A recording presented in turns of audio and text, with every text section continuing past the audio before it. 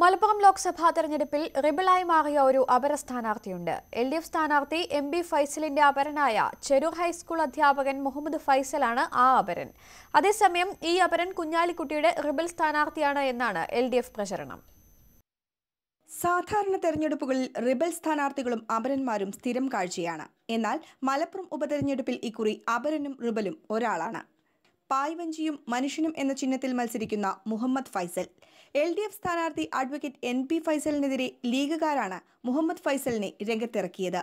എന്നാൽ നാമനിർദ്ദേശ പത്രികാ സമർപ്പണം കഴിഞ്ഞതോടെ യൂത്ത് ലീഗ് നേതാവ് കൂടിയായ മുഹമ്മദ് ഫൈസൽ കുഞ്ഞാലിക്കുട്ടിയുടെ അപരനാണെന്ന് ഇടത് ക്യാമ്പ് പ്രചാരണം തുടങ്ങി. വാട്സപ്പിലൂടെയും സോഷ്യൽ മീഡിയയിലൂടെയുമായിരുന്നു പ്രചാരണം.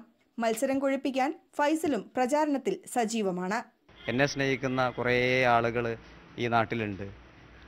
അപ്പോൾ അവരുടെ ഒരു പ്രചോദനം, പിന്നെ കുറേ കാര്യങ്ങൾ നമുക്ക് ഇടപെടാനുള്ള ഒരു അവസരം ആയിട്ടാണ് ഞാനിതിനെ കാണുന്നത്.